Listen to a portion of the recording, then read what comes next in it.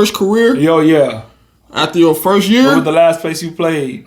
Yeah, they want to know about that. They don't want to. You might get a job off your name out of college your second year just off because you went to that school, but after a while, but they want FIBA basketball, Euro League. They looking at. They want somebody they know that they can talk to. Yeah, they're gonna go talk to coaches. They're gonna talk to other dudes. Then I don't know, bro. It just then before I got here, I was coming from a situation where I left. I was in Sweden on the last place team there. But I'm saying the situation was all right, but I was in a situation where they were playing with my money. They almost, hey, we sent your money, but it got sent back. What does that even mean? What does that even mean? So you telling me this Sweden is like one of the beautifulest places in the world? Like it's like a rich country. Like they got money, like real money. So their money is almost on the same as our money. So I'm looking at them like, all right, how many months y'all gonna think that's gonna work with me? Like y'all did it 2 months in a row. Hey, we sent your money, but it got sent back. Until they're gonna keep trying to see how long we can get away with it before. So we now I got something else. Hey, I can't go. I'm not going to practice until I get my money. Then it takes you 24 hours, right, to get me my money. Right. Hey, we got a game today. Hey, I'm not playing. My agent told me not to play until he get his fee. Right. You feel me? Now I got to make a decision where do I ride with my agent or I go play in this game. You're putting in a tough situation. Like they don't tell you about that right there. Right. Where the agent's like, hey, don't go play because they ain't paid me yet. And then you gotta worry about like with the agent on. With the agent on, is the agent really just mad at them and don't want me to play no more? Right, because that happens too. And then you don't know what's going on. You don't know.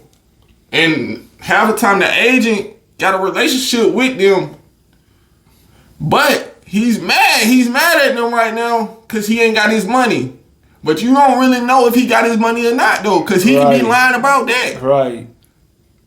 People don't talk about lying agents. That's what I'm saying. Then some of these agents, they looking at us American like they one step ahead of us, like they can get over on us. Yes, like, that's the whole.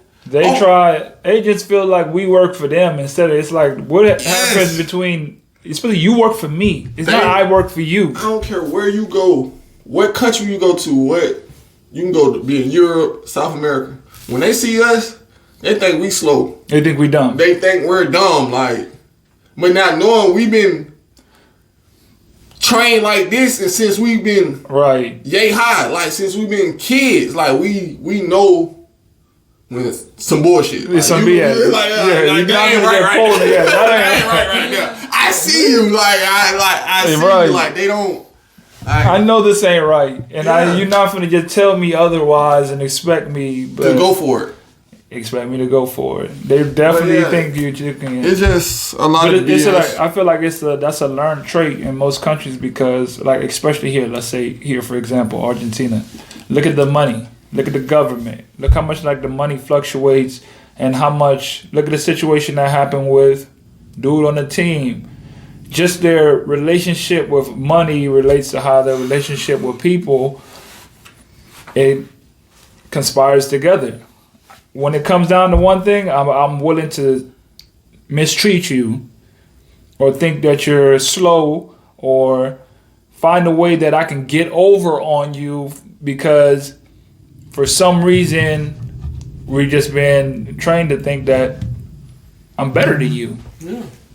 They really feel like, yeah, I'm better than you. You make more money than me because you're the black athlete, foreigner, the monkeys. We're here to put on the show. That's really how. That's how they really see it. But I just see it. That's exactly how it is. It is what it is. But when you start, like, they try, and then you be like, no. And then you stand your ground, because I always say that, like, you should never it's got to be more than just for the money's sake. You can't let somebody start mistreating you for the money's sake, because at the end of the day, that's going to stick. And then when they do it once, 100,000%, they're gonna try it again, and then it trickles down to every single person. Because I look at after COVID, how many guys is willing to do whatever to just get a job? Do whatever. They'll come deal with anything. Take any kind of money. Any kind of money, any kind of treatment, any place to stay. We can be the worst living conditions. Like, hey, man, I'm overseas, man. Nah, I'm past that in my career. Right. I'm past that. Like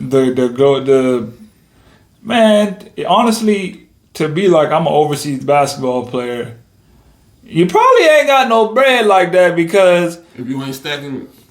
One, what I realize I see a lot when it comes down to players, they don't know how to manage their money. Hey guys, thanks for tuning into the show. Please subscribe on our YouTube, Spotify, Apple, and wherever you listen to your podcast. I greatly appreciate it.